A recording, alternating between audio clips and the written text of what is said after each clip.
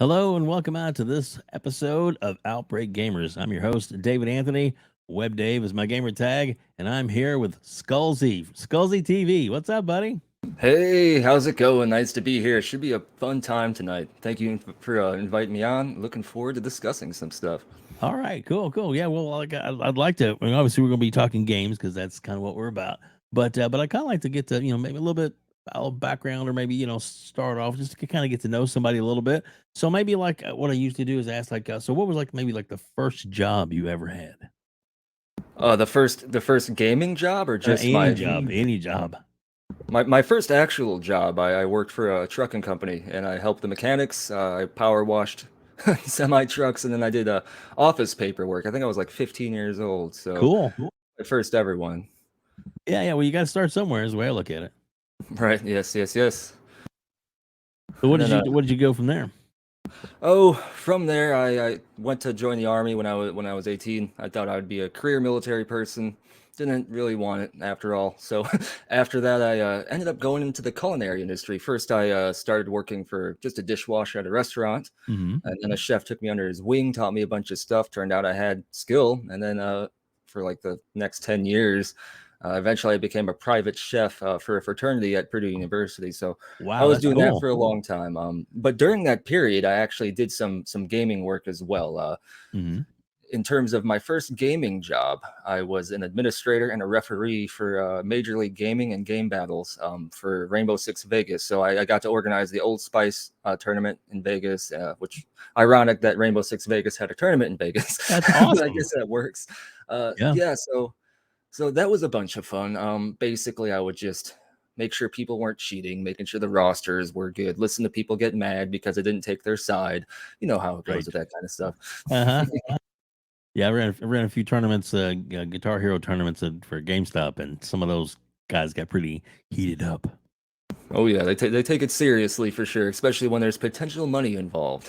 Anytime Yeah. money's involved, people they just get ramped up even more. Oh, definitely. Well, GameStop wasn't so much money as I think it was a few gift cards and maybe a copy of the game, that kind of stuff.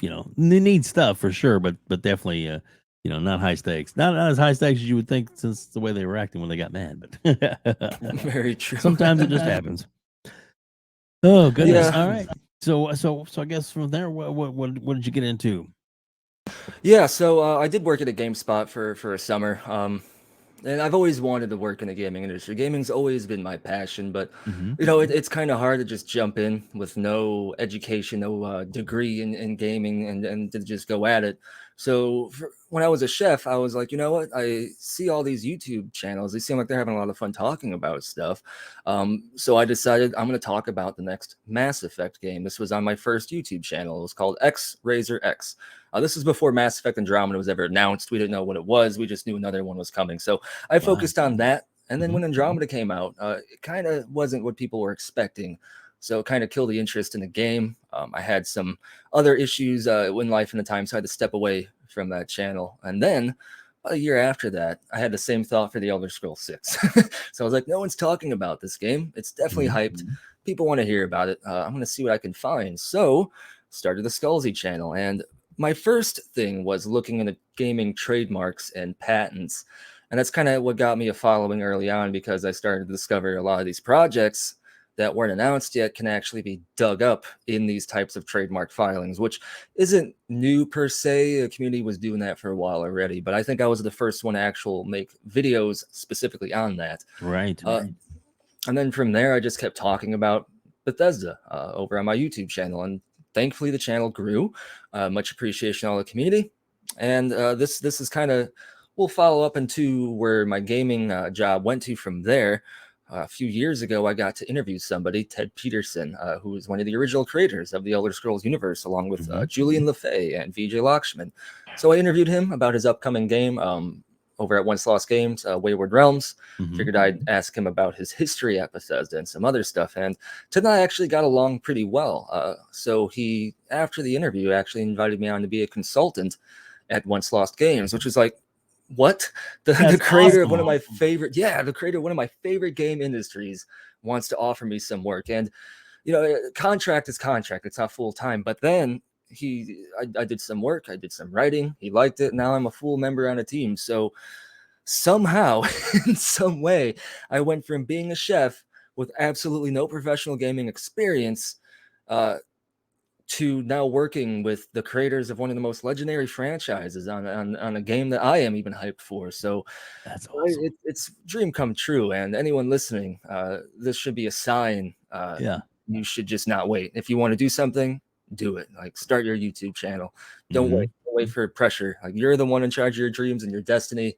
If you start taking one step forward, it gets easier, and you'll be surprised what paths will open up for you. Uh, Exactly. yes. That's awesome. That's really cool that, that happened for you like that.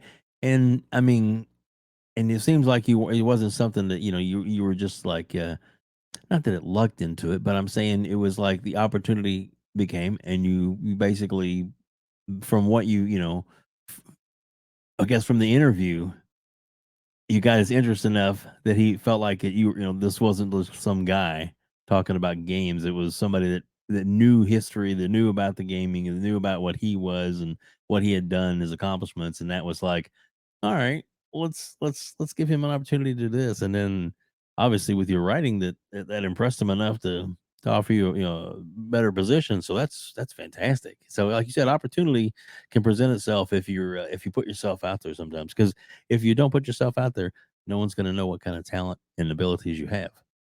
Oh, So exactly. Yeah. There's no one's gonna come up to you and be like, "Hey, I want to offer you this position," even though you've made no effort at all. If that right, happens, you're beyond lucky.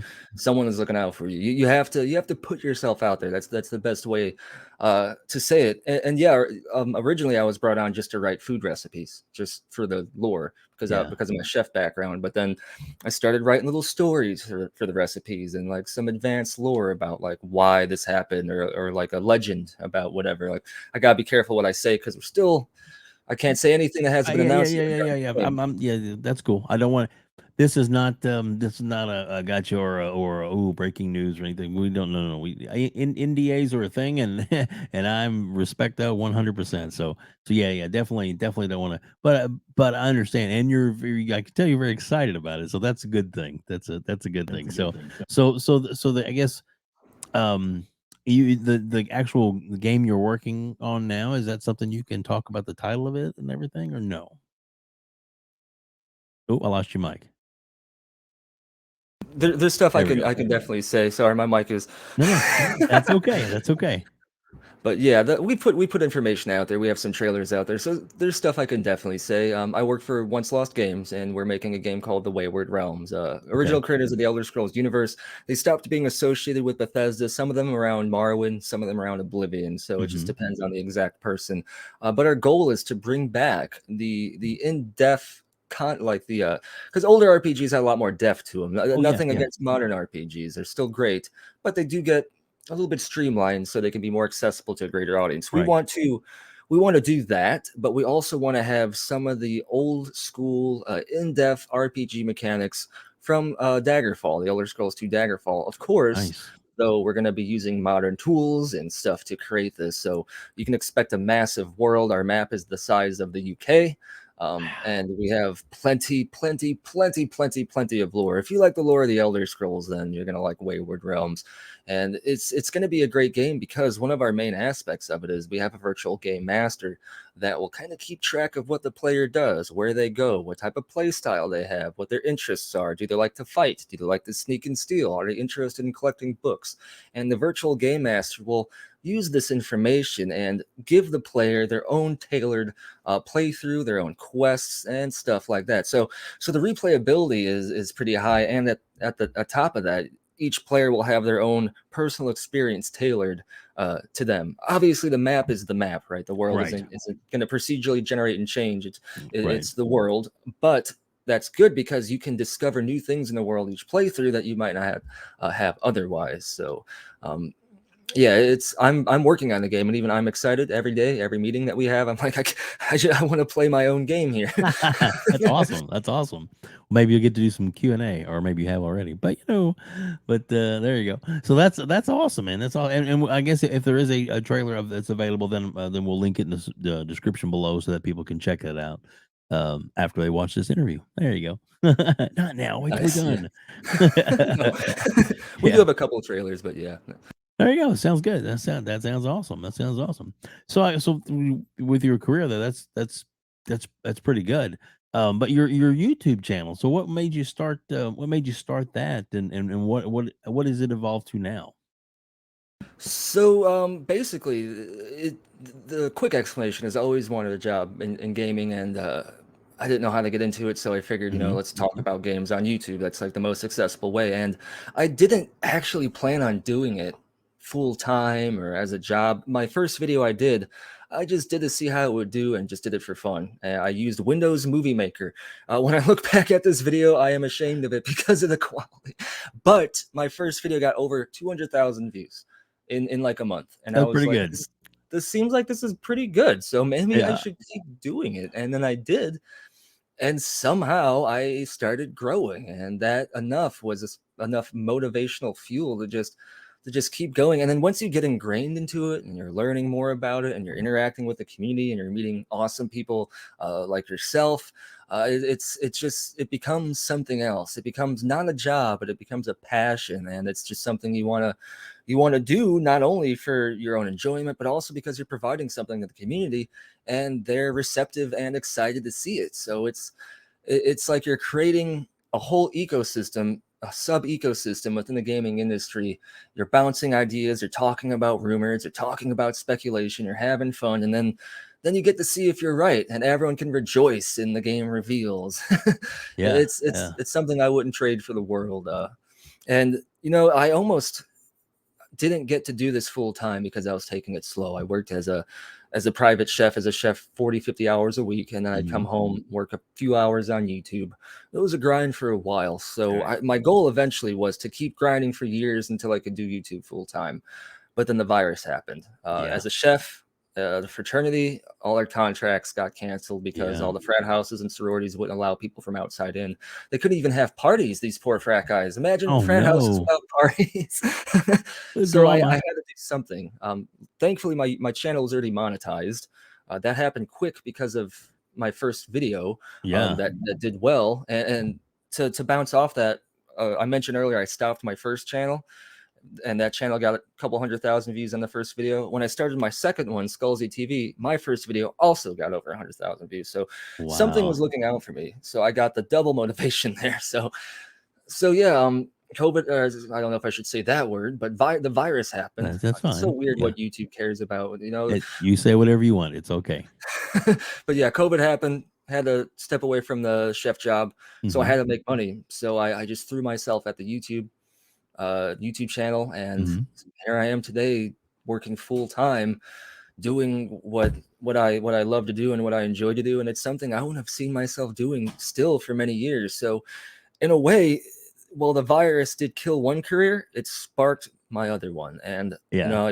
you got to try to find opportunity in issues or in problems, because you can either let the problem destroy you, you can let it make you sad, or you can find a way around it. And sometimes where you get to after you find a solution is better than where you were before. Exactly. Exactly. And I tell you, you seem to be the prime example of that. That's awesome, man. Let's you talk about I guess from there you've been doing a few guest spots. Like you said, you have been on Boom Show a few times. How did that come around? Did Boom reach out to you? How did that come about? Yeah, so I've been on Boom's podcast maybe 5 times now. He's an awesome guy. I He love is. Boom to death. Great, great, great positive member of the community. He's Hmm. much needed, much needed. So I okay, so as I was doing my Starfield videos, I started getting people messaging me, trying to give me information about, hey, you mentioned this in your video. I work for so and so. I know this and that, but don't tell anybody. Or you can say this, but don't let it lead back to me. So I started getting inside information, right? The first Wow. leak I ever Awesome. got was before E3 2018 from somebody telling me there would be an Elder Scrolls 6 trailer at E3. I didn't believe him. I was like, no way, this person's not telling me the truth. So I didn't report on it. And guess what happened? There was a trailer there. So I Hmm. was like, no, I should have said something. Uh, but yeah, so I started getting some inside information for some reason. I never reached out to anybody. They Well, you're a just nice sent guy. me stuff. That's right. I'm not complaining. But yeah, but you still do have to be careful because I have been Right. wrong in the past. Sometimes people get wrong information, but I had some stuff. Boom picked up on me talking about some stuff and wanted me to talk about it on the show. So Yeah. he's like, "Hey, can you maybe give us some more information on the show?" And I said, "Yeah, sure." Obviously, I got to be careful what I say, Of but I course. can try to elaborate a bit. So I did. Ended up having a great time. Got along with Boom and the rest of the panel, and Hmm. he kept inviting me back on, so I must have made a good impression. Well, you have made a good impression to the community, that's for sure. And like I said, I mean, I'm on a couple of Boom shows, and then I watch all Boom shows that I'm not on too, and then notice you on several times, and you've done a great job. And I like, I wouldn't say your insight as much as your I guess the information that you have is nice, that that people have, they trust you to give you that. And plus two, it's not like you said, you are very careful in what you say, so you respect your sources. How's that? That is probably the Yeah, best that's way to say true. it. I mean, if someone's gonna risk their job to tell me something, I'm gonna do everything I can to make sure they don't get in trouble. And most of the stuff I've received, I haven't even talked about just because I couldn't, because they said I just want to tell this to you and you only, or because Right. I couldn't verify it myself, or because I just couldn't find a way to say it without it linking back to them. So I Right. imagine it's Right. the same for other people, like Colt Eastwood. I've been on his show a couple times. He's a great guy too. Yep. Everyone has to deal with that kind of thing. And there was one time I was wrong, but the thing was, I got a list of information from somebody who told me stuff before that was true. So I went on Twitter. I'm like, hey, I can't verify any of this at all. Hmm. None of this is verified, but it's still fun to talk about. So consider this all a rumor. And I listed the stuff. Listed like another Quake game coming. I listed a potential Starfield MMO and a Mandalorian game and some other stuff. And then what happens? Jason Schreier, of all people, decides to take notice of this and say it's all wrong, all Yeah. wrong. And then I became the center of it, even though from the very beginning, I was like, don't consider this a leak, please. Right. Game Rant, PC Gamer says YouTube Insider Skullzi leak stuff. And then all of a sudden, I'm attached to what is a leak when it never was. Right. This was last year. So ever since that day, I am extremely careful with Yeah. anything I present because I just don't want that to happen again. Not only for myself, because I don't like, that kind of attack, but also because I don't want to put any information out there, because it seems, even if you're really straight up saying don't consider this elite, consider the rumor, there's people out there that want to turn Just it to into blow that clickbait. past it. Yeah. They just ignore that part of the conversation. Yeah. Well, Oh he yeah, said it, yeah, so it's got to be true. Yeah. of Yeah, trust course. me, I get it. I get that for sure. That's for sure. Well, that's I mean, some of the, like you were talking about, you were like, you've been on Cult Show and everything, and sorry, a little dry, but yeah, so he's definitely a pillar in the community, and like, and that that he's got enough views and enough friends in the know, that that he knows a few things too, that he sits on, or may steer you in a different direction, kind of thing. And then there's nothing wrong with that. I mean, like I said, I don't personally, I don't know anything. I'll just say that right now, kind of thing. I've talked to some people that have some nice insights into certain things. A lot of people that talk to me, though, talk to me about, like more of the business side. That's kind of what I get a little bit. But like, I have a friend, one of my best friends, that is in the movie industry. He is a professional makeup artist, and he is also, his name is Dave Snyder, and you can look him up. He's actually a hometown from Owensboro as well from me. I grew up knowing him. So that's how come really we're friends, is because we, grew up knowing each other. Or I wouldn't have known, you know, anything. But he's been on. I can show you his IMDb. I'll show it to you. I'll show it to you afterwards, and you'll be like, "You Right. worked on that movie? On that movie? He's been on that movie. It's amazing." And he just recently won an Emmy this year for his work on Pam and Tommy, the Hulu series, as the makeup artist for that. Did Oh wow, nice. all the tattoos on Stan's arm and everything. That was all Sebastian Stan. That was all his work. So it's the kind of, he does so much more horror, gore, bruises to all kinds of stuff like that, and he's but there's been times when like well, the best example was the Star Trek movie from J.J. Abrams was getting ready to come out, and I saw it that night, and I was like, "That's awesome!" So I went and saw it in the theater. You hadn't talked to Dave in a couple of months. And then and I got home from seeing the movie. I texted him. I said, "Man, saw the new Star Trek movie. It's awesome." Like a minute later, I got a phone call. He's like, "Oh my god, I can finally tell you." I was like, "What?" He said, "I've been working on that movie." I was like, "What?" And because he couldn't say anything because of the NDA and all that kind of stuff. But once the movie was out, we talked for like 2 hours about. I mean, he did the makeup on the first movie. He did Zachary Quanto's makeup, and in the Wow. second movie, he was assigned specifically for Leonard Nimoy's makeup. Yeah. Wow. So Now yeah, that's so awesome. so you're like, so I'm like, what? He was like, out of all the work I've ever done in my entire life, I would give it all away just because I got to sit and do makeup on Leonard Nimoy. Like to him that was the pinnacle of his career. But he's done a lot That's of amazing awesome. things. But yeah, but it was so funny because he could every now and again for movie sets, he'll send me a picture of something and he'd be like, "Guess where I am?"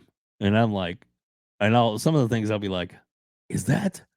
When he did the miniseries, Ash versus Evil. He did the first season as the makeup artist for that. So all that blood and gore and stuff in that was all him. But he started sending me pictures of like the car in the lot and stuff, and I'm like that car looks familiar, and he's like, does it?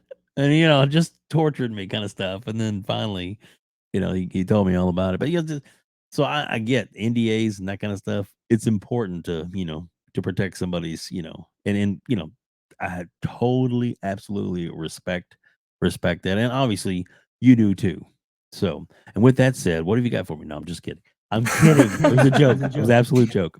But we will, I guess. Let's get into, I guess, how you got into to gaming because you play games, obviously.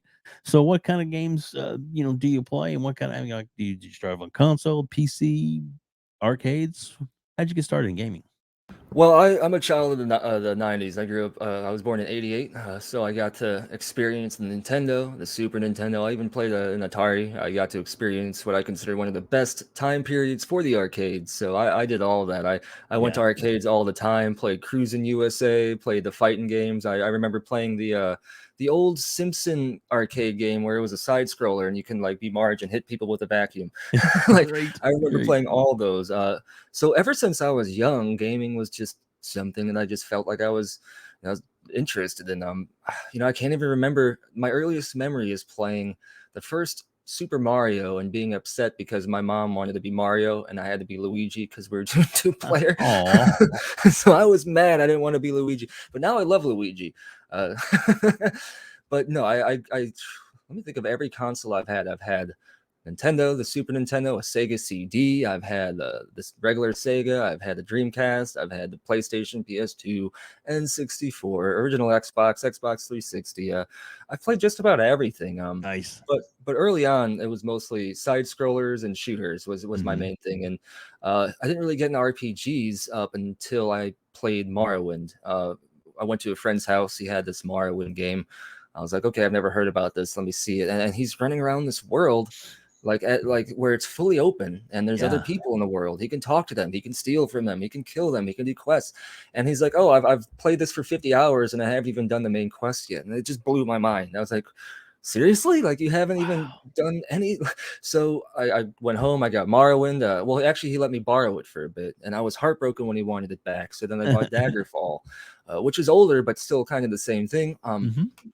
But something about the Elder Scrolls just sparked my imagination that you can get yourself lost into this other world and have your own unique adventure. And it's the fact that gaming can be a separation from stress, from the issues of the world, and all that kind Hmm. of stuff is great because I was kind of depressed growing up during middle school and high school. So gaming to me was like my escape. I got made fun of. I got beaten up. I don't want to get into all that. You know how it Right. is with growing up young and being nerdy. It wasn't the best thing in the 90s. Right. Uh, Right. I get it. So yeah, gaming was my comfort, and then my parents ended up playing games too. My dad played Civilization. He got me into Civilization, so we played Civ together. My Nice. mom and I would play GTA 3 and pass the controller. She'd watch me play Silent Hill, Fatal Frame. So gaming has always been part of my life, part of my family. It's been a special thing for me. So it's I don't think I can imagine my life without games, to be honest. Yeah, yeah. Well, and that's really good that your parents, participated and actually, played with you because I mean, I know a lot of kids that are like, he's in there playing games or whatever, and it's like, you know, maybe you should try with them a little bit, see what they're into, and that's not saying that you're a bad parent for not doing that, Hmm. but I like hearing, when someone's actually, you know, at least will listen and listen to somebody's adventure and what they've done for the day in their game because they're excited about playing this or being on the quest. And I met this guy, and even if they don't, necessarily play themselves or understand maybe what their kids are talking about, but to show interest and to listen to your kid when that excited about something, that means a lot, and that really can go a long way with a kid's development is way they socialize in the real world once that happens. So that's awesome. No, yeah, definitely. Lots of good memories. We used to be so into it, we would wake up in the morning, get a plate of cold leftover ham from the fridge, and just put it on the table and just eat slices of ham while playing games and watching each other play. Like, uh, Nice. great times. And then my mom and I used to run World of Warcraft together a lot, so I played that with her. And then my dad doesn't play games too much anymore, but my mom still does, and my wife does. So thankfully, I'm with someone also who loves games, so it Yeah, it can continue on with my current family now. So I hope to pass that tradition down because it's that's awesome. gaming's a great thing. There's always a lot of people try to spin negativity with it, but at the end of the day, gaming is community where people come together, and we've done great things together. All the money that streamers have raised for charity, a lot of the awareness that Yes. has raised, it's turned into something great. And back in the '90s, I don't think I could have foresaw that happening because usually got made fun of for being a big gamer. Like Right. game people still played games back then, but if you were as into it as say some of us are now, it wasn't as socially acceptable. So the fact Right. that we can live in this time period where it is acceptable, it is mainstream now, Oh is yeah, it's very just great. mainstream.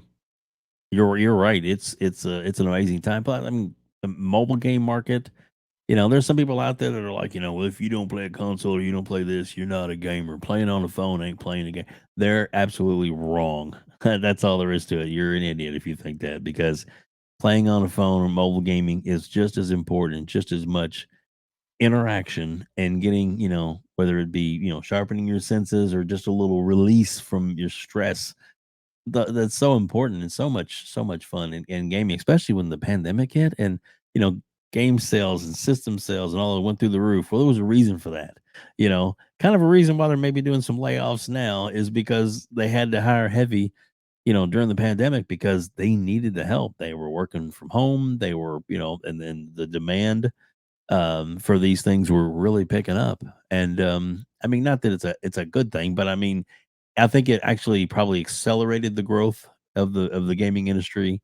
Probably about 5 years of what it would have normally, I think, done.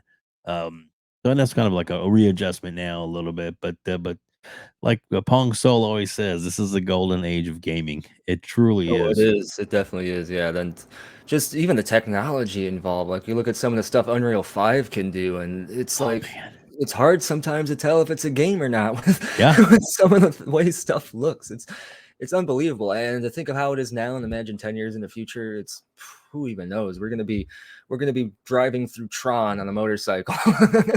yeah, yeah. That would be awesome. That's pretty cool.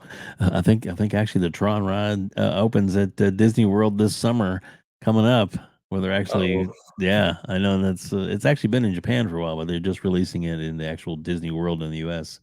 Where you strap on a Tron cycle and it's like a roller coaster, but you're on the Tron cycle, and it's really crazy. There's videos of it if you get a chance to check it out. It's crazy looking, look at that. but yeah, but it's cool. Well, that and then I guess even Universal, they're the United States version.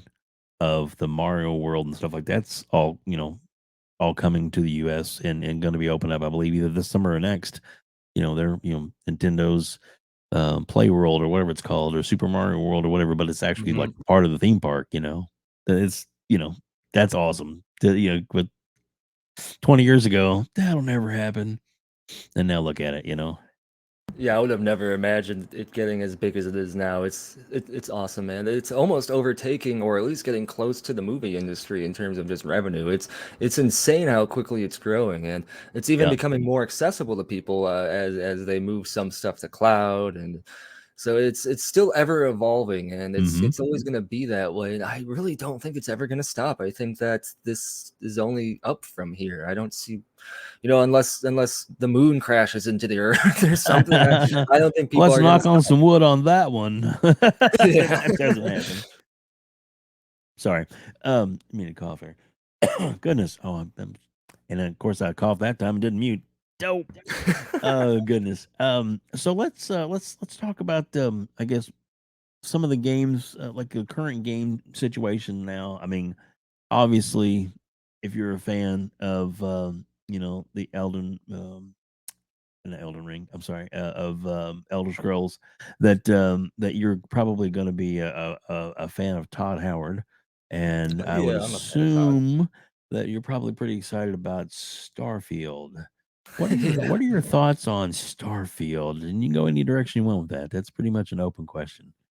Starfield is one of the biggest things in gaming in a while, and I'm not just saying that because I'm a fan of Bethesda or a fan of Right. Todd, but the amount of people who are keeping an eye on this game is huge for many reasons. Because not only is it Bethesda's first true next gen RPG, even though it hasn't been next gen for a while now, Right. but it's also a game he has been wanting to make since he played games as a kid.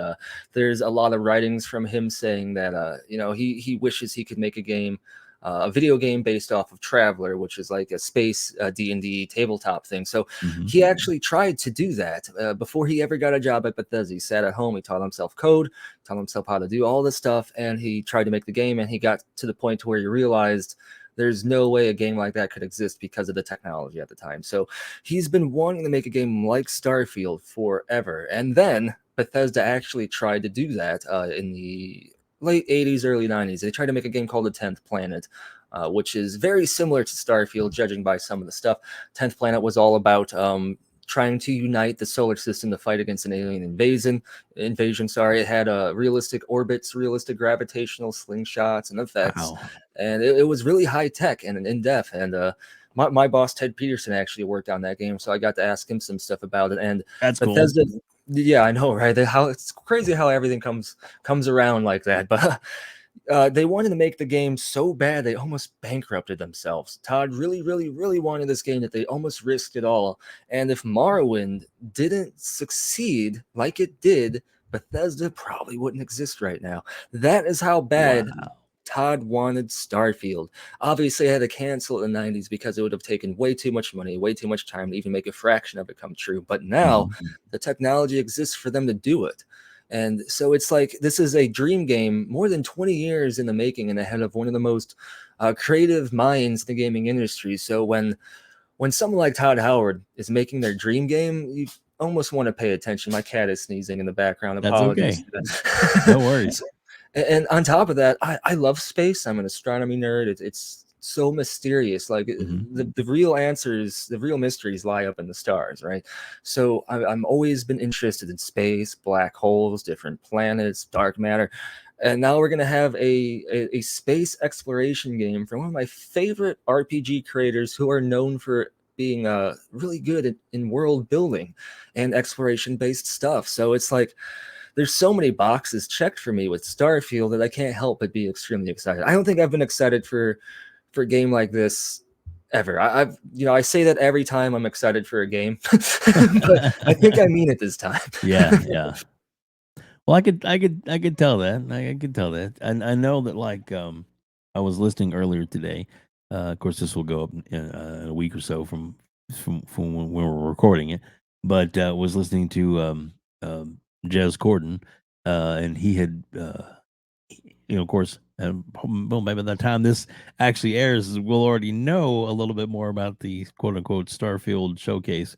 But he was talking today that last week on the show he's like, oh, it's gonna be November, September at the earliest, blah blah blah blah, and then out of nowhere today show he pretty much started it off with thinking it's gonna happen a lot sooner than that. It's he's now in the camp where you're probably gonna find out something in the next month, and that we might get a release before summer or at summer. I'm like, what?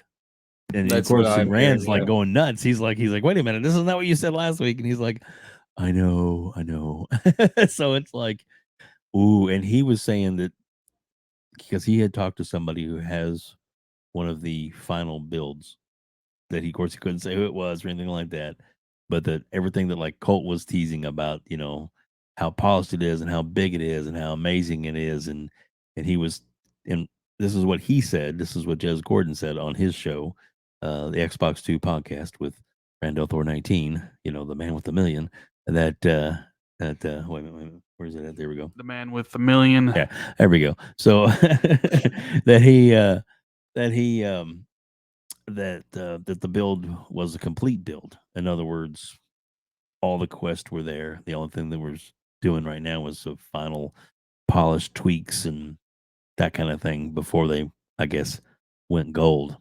So that's pretty damn exciting to hear that it's Mhm. in that final polish, that it's close to going gold. Holy crap, man! So so and you and now, like I said, I'm not trying to get any.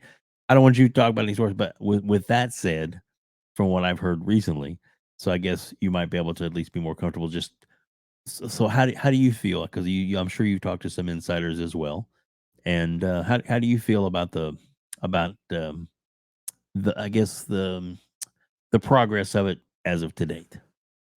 Yeah, so I don't think it's gonna get pushed until November. I really don't see that happening at all. From what I understand, it's gonna come sooner than we think. So that's I'm hearing similar stuff to what Jez is hearing. Normally, right now, I would say that for as close as we supposedly are to the release date, it seems like Bethesda's been awfully quiet, right? Right. I would have expected more marketing if we are a couple months or even 5 months away from a release date. I would have expected maybe not like a trailer every week, but at least a couple of something a month, something more than they've been doing, where they've been doing like one dev Q&A every month and a half, every 2 months. Right. It just doesn't seem like they're gonna be doing enough marketing for their first new IP in over 25 years.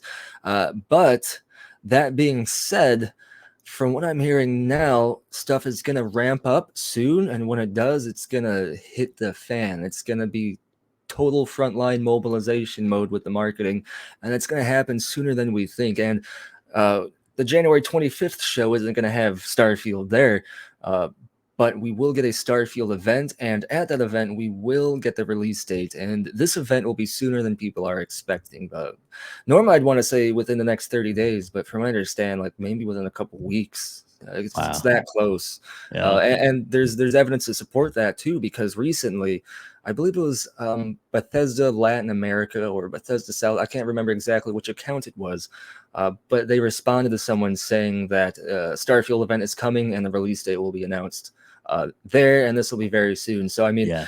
we have that, and then we have the Xbox Starfield box art that just got pushed, which was in development towards the end of 2022. It's 2023 now. So if they were planning for box art for Starfield, then they're not pushing this game again. And especially, I heard last year that it was in the same state. It was in the polishing state.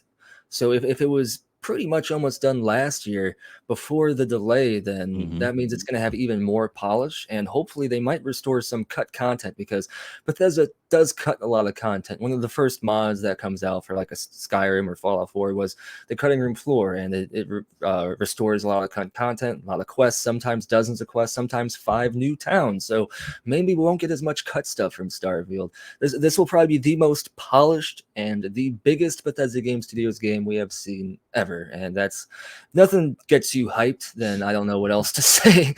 Oh no, I'm right there with you. And the thing that, and I think probably you can appreciate this as a hardcore Bethesda game enthusiast, I will say that that because in the past there's always been, I mean, the worst example was Fallout 76, which I don't think was quite, it was definitely wasn't Todd's fault, Hmm. but they did fix it and it's hugely popular now. I got friends that play it every single day. They go in, they log in, they get me in occasionally to play with them. But No, it's that fun. My wife and I play it. oh It's a good yeah. game now. Yeah, but knowing that this is gonna be as polished and then as anticipated and as big as we think it's gonna be, and, Phil Spencer is like, he wants this to be the biggest game that Todd Howard has ever released. Well, that's really saying something because they have such a high bar of product that they've put out in the past. I mean, shit, Skyrim is still still on charts, still selling Right? 10 years, whatever later, and let's re-release it as this. And it sells really well. I have it on Switch. I don't need it on Switch, but I have it because it came out on it. I was like, I want it. But yeah, so it's and I play the ESO. I love playing that. Yeah, Don't ESO is play as great. much as I used to, but I do still play it. And there's supposed to be some information about that Wednesday as far as the new updates for that game, that's going to be good. But yeah, and what was it? They also updated their official website. Says Hmm. coming first quarter. And it's like all the stuff is falling into place. And from I worked at GameStop for like 12 years as a store manager, not in marketing, but as a store manager. But because of that, and I know some people that do marketing, it doesn't take long to get the impact you need as long as you've ever got everything ready. So, like, I guarantee you that GameStop, like corporate, has the collector's editions for the PC and for the consoles, or if there is a quote unquote collector's edition console or any of that kind of stuff that they're going to announce. Because there will be collector's editions and there will be an advanced collector's edition. We've heard rumors about the watch that matches the watch that's in the game. Things like and if Hmm. you notice in some of those interviews, and even I think I was looking forward to the pictures that came out of this uh, award show the other night with Phil Spencer getting an award, and Todd was there. That Todd has the watch from the game on. It's like, I Hmm. wonder what that means, kind of thing. So I mean, not that that's going to be part of marketing, but there definitely is going to be probably some amazing, I mean, it's going to be free or included, not free, but included in Game Pass. But I'm still buying it. If it's a collector's edition, I'm buying it just to have it sitting in the room somewhere. So, Oh and yeah, there's a me too. lot of people out there that like that. And if they have all that stuff ready to go to take pre-orders and stuff, if they hit it and have like a month and a half or 2 months to take pre-orders, people are going to buy that stuff up like crazy. They're going to get reserves For sure. like crazy. So I mean, if they, it's not. I mean, people are like, oh, they need like 5 months, 6 months. You don't really, because if you like you said, if they're ready to go and they're ready on, if they've got things ready to ramp up, it's going to ramp up fast. And if Phil wants it to be the biggest game of all time, then they're going to push it like it's the biggest game to ever launch ever.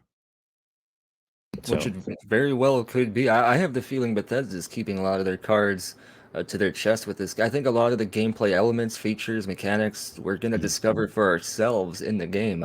Yeah, I kind of have the feeling we're going to discover aliens in the game. And I don't even think Bethesda's going to talk about intelligent aliens whatsoever and just leave that kind of stuff just to be discovered. And, that's to think about how big the game is and how much could be hidden in there. It's like the yeah. perfect game to just post on Reddit about and be like, "Hey, look what I found. Hey, look what I found." Hey, just the amount of content that could just come from this game is just mind blowing. Let alone the potential size of the game, how many hours we can soak into it, and Mhm. then the modding community at the end of the day can just Yes. add more to it. So it's like, Oh, this is just gonna be, yeah, it's gonna be one of the biggest things in gaming in a while. I'm not trying to downplay any other games release. We have like Diablo 4 coming this year, a So lot of many other great stuff. games. Zelda. There's just, I mean, tons of stuff coming out.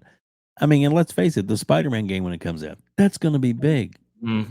But this, mm, Yeah, this is one of those games that we only see maybe a couple in a lifetime. I consider Red Dead Redemption 2 one of those games. That game wasn't for everybody, but for me, that game agreed. was magical. That game was like watching and experiencing like a legendary movie or book or something, like right in your face. It was just, the characters were great, the world was great. I saw an eagle. Like I sat on a pier in that game when I had coffee in real life, Yeah, and just watched eagles hunt fish. Like, and they did it so funny. realistically. Like, it's insane the amount of and then not only the characters in that, like, yeah, I think Starfield is gonna blow a lot of people away. There's always gonna be that negative little side of things that has to pick it apart or say this or that, but I think people are gonna like it. I think it's gonna be an earthquake in the gaming community, and not a bad one. It's gonna shake some stuff up, and Yeah, I think this is, it's a golden age for the gaming industry right now, but I think this is the beginning of a golden age for Bethesda Game Studios as well, because they've always been close to Microsoft. They said that even during the 360 times, they changed the memory of the 360 so it can run Oblivion better. So I mean, if that doesn't dictate how close they are, and now they're exactly. they're they're partnered up, so we have people who have been close unofficially now together in an alliance, and Bethesda's going to have all this Microsoft assets, all the Oh yeah. assistance, and we haven't even seen what that's going to be yet.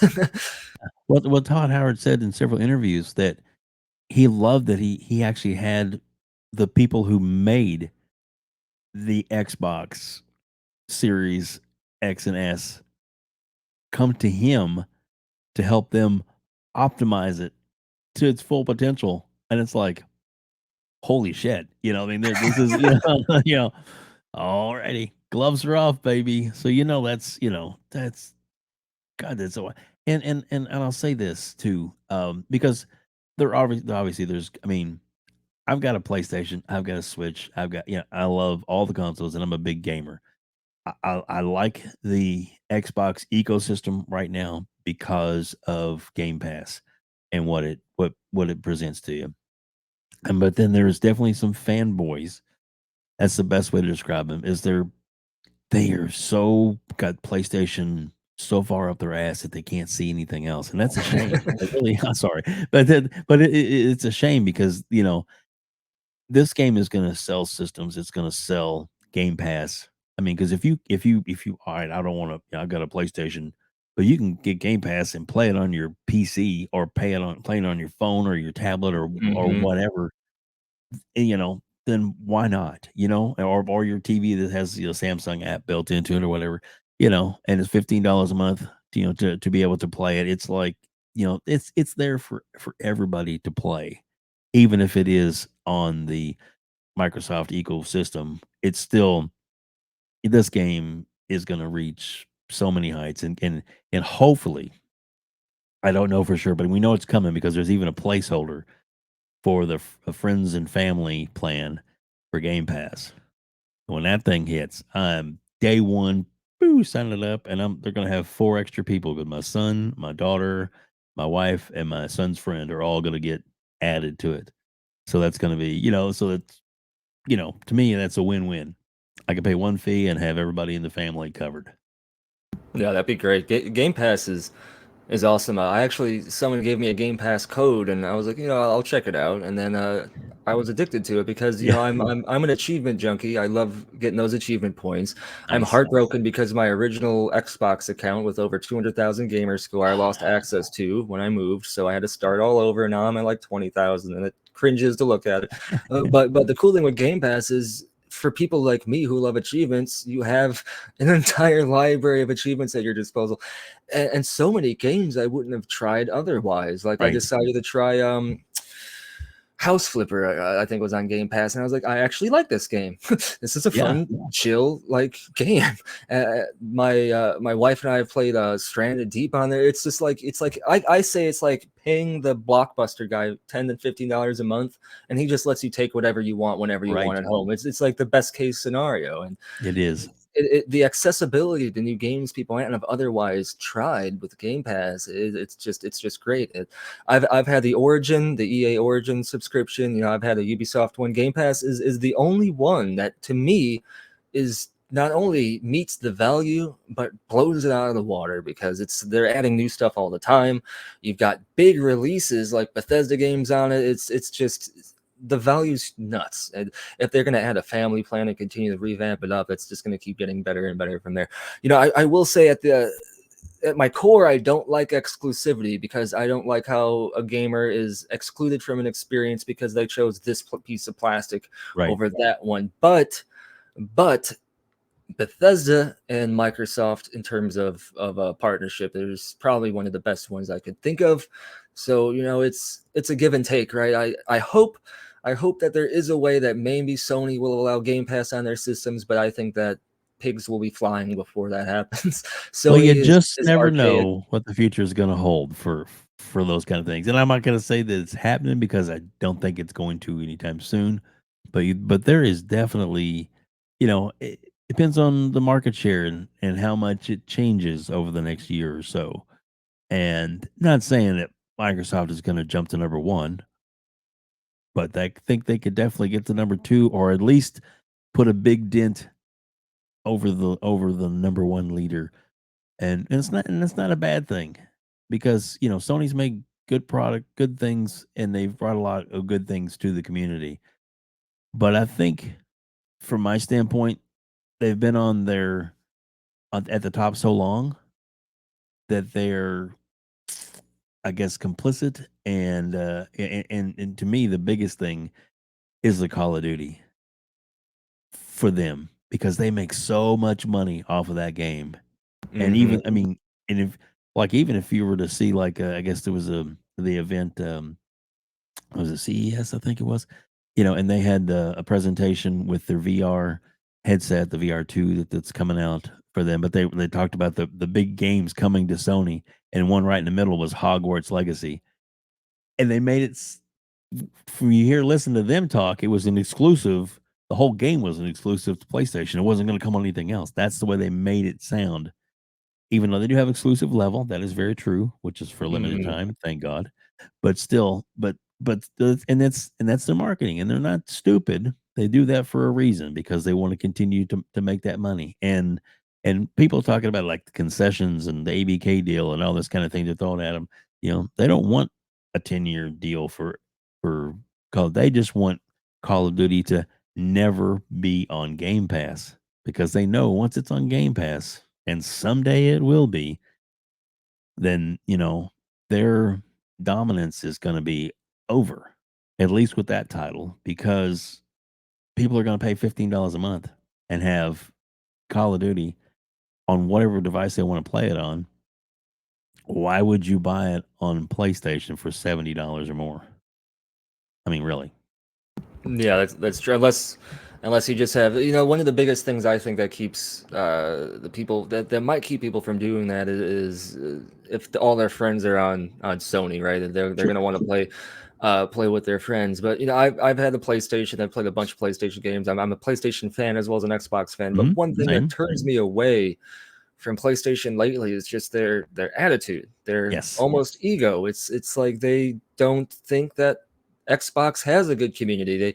I remember during the whole crossplay situation, they're like, we don't want to let crossplay because we don't want to potentially pollute our community with negativity from another one. I'm like, have you seen your own community? Yeah. Hello.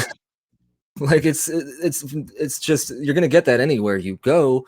Why not let people play with their friends on another device? There's numerous times I've wanted to play with a friend, but I couldn't because they had PlayStation or I Right. didn't have it on PlayStation. And you know, I remember Bethesda even threatened to pull some of their games from the PlayStation a couple of years ago during the whole crossplay fiasco because PlayStation just would not budge on it. They would not budge on crossplay. So Bethesda actually threatened to not release stuff on there. So So for a while now, this has almost been like the writing in the sand, like that Bethesda would slowly step away from PlayStation. And I think if PlayStation would just, not be so isolationist and allow themselves to interact with and be part of the overall greater community.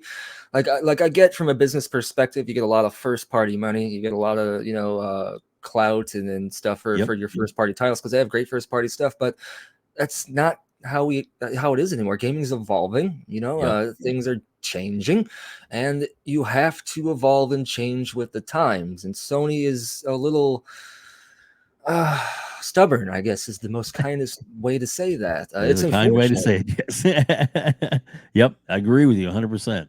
Yeah. It's definitely, um, I don't know. It's the word toxic. I mean, it seems like some of it is kind of brought on themselves from the way that they put things out there. And we know from a lot of the disclosures from the ABK deal that like, Sony has actually put in like, well, you if you want our game or you want your game on our system, which obviously if they're the market leader and they have more systems to put games on, a company making a game is going to want to be on that ecosystem. That makes sense. But they're like, okay, well, we'll let you put this on our system, but you can't put it in Game Pass. I mean, that's what they said for Resident Evil 6 was like, it can never be on Game Pass. That's to have it on our system. You can't put it in Game Pass. I mean, that was so they know that Game Pass is going to be their Achilles heel because they're already trying to stop things from going to it. I mean, it's and whether I mean it's business, I get it, but when you step back, it's like, man, it's kind of shady. Why can't you just you know they talk about how Game Pass is this, and you hear a lot of fanboys even today. I saw somebody talk about how Game Pass was destroying gaming, and I'm like, you're an idiot. You have no idea what you're talking about. It may be destroying your dominance for Sony. That's about it. But Yeah, PlayStation could yeah. do day and date too, and they would have a huge upsurge if they did day and date on some games. But they're like, we want that cash money now. So it's it's Yeah, it's it's the way you look at it, I guess. it's unfortunate because I want both companies to do well because competition is what drives innovation. So like I don't want to see any of this one company just purposefully lag behind to spite another one. Like there's a lot of in-depth business decisions Sony has to make that maybe people outside looking in might not understand, but from my perspective, it just doesn't seem inclusive to the greater community. It seems like they want to be what they consider the elite club, and it's just Mhm. that's not it. Like, and it even drips down to the developers because I think it was oh I can't remember who I can't think of the name of the studio, uh, but they basically someone asked years ago, is this game ever going to come to Xbox? And they're like, ha ha ha, lol, no way, get a PlayStation. And you know what happened? It came to Xbox anyway. Yep. And now they're sitting there with mud on their face, and it's just like, why even react to someone that way? Someone wants to play your game, like Yeah. just because it's not on the company's plastic that you work for, like why would you be that way to that? I could have never imagined myself as a game developer ever reacting that way to somebody. It's like we're all gamers at the end of the day. There's no I'm a PlayStation gamer or I'm an X. We're all gamers. Yep. We enjoy games. That's what should bring us together. And I remember in the 90s it used to not be that way. Like my friend would have N64. If I didn't have one, we'd all go to his house to play those games. If people would come to my house to play my Sega. So it was like it used to the differences brought us together, right? And now it's separating us, and it's just so bad to see because now we have the layoffs happening, which the layoffs are worldwide in terms of Yep. tech, manufacturing, agriculture. Unfortunately, the world is preparing for another financial depression, and that's why the layoffs are happening. But no, according to the Sony extremists, it's because Microsoft sucks.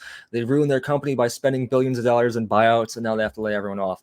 um, Companies like Microsoft who have hundreds of billions or however much money they have in the bank, Yep. you don't want to have that much money in the bank because you will be paying huge amounts of taxes on it. So what do? You roll it into assets because those assets you get taxed on less, and those assets can make you money. This is how big business tends to work. So even if Microsoft didn't do the buyouts, they probably would still be laying people off.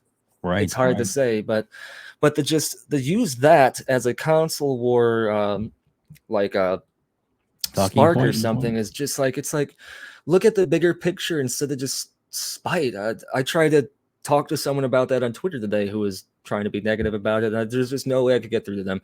I was like, you know what, man, I tried to give you the information, and you just keep circling back to Microsoft each and every response. So I'm like, all right, I get it. I get what your perspective is. Have fun with it. Yeah, for real. Oh, by the way, enjoy Starfield exclusively on Xbox. No, I'm just kidding. I love how Phil's been doing that all week. He's like, man, I can hardly wait to play Starfield exclusively on Xbox. Yeah, I'm like, dude, and he's like, shots fired by Colt Eastwood. Exactly. It's too funny. It's too funny. Dude, this has been awesome talking to you, man. I've enjoyed this a lot. Let's as we wrap things up, I guess. I'm going to give you two because I know what one's going to be automatically because we've been talking about it for half the show. But what games that are coming out? And I say games plural because everybody gives me more than one, but I expect the first one's probably going to be Starfield. But what games are coming out that you're most excited for, or most looking or anticipated game coming out, this year maybe or in the future that's been announced but not out yet?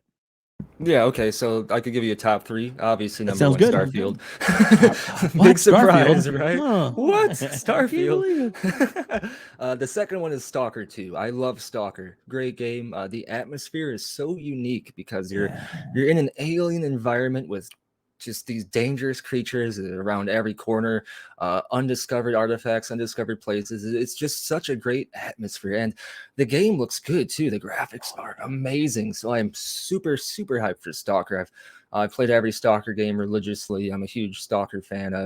It always sounds weird talking about Stalker because you're like, I'm a fan of Stalker. Like, it's like, are you a creepy person or what? No, it's a game.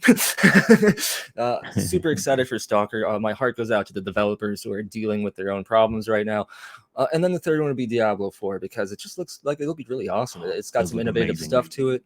Diablo has been part of my childhood and growing up and playing it. A lot of my friends are Diablo fans. The Diablo cinematics are always awesome. So yeah, Starfield, Stalker, and then Diablo 4, I would say, are my top three of the year, assuming Stalker comes out this year and doesn't have any more delays because it's, pun aside, that it's an anomaly of a situation to where we don't really know how that's going to work out for them because of their circumstances. So, but they're still working on it. They're not letting stuff hold them down, and much respect to them for that. I know Boom is doing a great giveaway for them, so much love to Boom for doing that. He's such a great guy. He is. So yeah, him and Mrs. Boomstick are amazing members of the community, and feel blessed to have them in our community every day. So yeah, same. So let's, you don't mind, tell people where they can find you, where they can reach out to you, and obviously I'm gonna have everything in the show notes. But some of the people just like to hear it straight from you. So let's let tell people where they can find you. Yeah, so first, thank you for inviting me on. It's been awesome. Love talking to you. You're a fun guy. You're super positive. We need more people like you out there, and you do a good job. Definitely be good to be back on again. But yeah, you can follow me over on YouTube.com/Skullzi. I do a lot of gaming investigations. I focus a little bit on Bethesda more than other stuff, but I do talk about other things as well. And then over on Twitter at Skullzi TV, if you want to get my latest news and information. And then finally, I am working at Once Lost Games on the Wayward Realms. So you can go to www.oncelostgames.com and check us out there as well. Fantastic. And I'll have all those links in the show notes, which will be, of course, on iTunes, Spotify, iHeartRadio, and, of course, this YouTube video as well. So that'll be all there for you. Skullzi TV, thank you so much, Skullzi, for being on. I really appreciate it. And everybody needs to go over and check out this information. Check out this game. I'm going to have the links into the game that he's working on, the little teasers that they've got out there now. You can check those out for yourself. It's gonna be a really good game. I have a feeling it's gonna be fascinating, and we'll definitely get you back on when that game comes out, where you can actually really deep dive into it and let us know all about it. I think I think the fans would like that. Yeah, definitely. I'm down for sure. All right, that sounds awesome. So thanks everybody for tuning in to Outbreak Gamers. We've also got a new show that we're going to introduce in the next couple of weeks. It's called Gamers Council, which kind of like a Jedi Council type thing, but it's going to be with gamers, or I plan on getting at least one other like a co-host or maybe two, and then we're going to basically have a subject we're going to start the show off with to get everybody going, and then after that, it's going to be chat room driven. In other words, we're going to be taking questions, and it's not like super chats. It's strictly what you want to talk about in the chat is going to be kind of how the conversation goes. It'll be like about an hour long program. That's what I want to try and see what happens. And of course, Skullzi, when we get the chance, I'll get you to come on to one show at least, and we'll get in there and just we'll tough it out and see what comes at us, because we may get fanboys coming at us too. You never know. Uh-oh, gotta get my arm around. Exactly. We'll be tough skinned that day. Well, thanks again, everybody, for joining us here at Outbreak Gamers.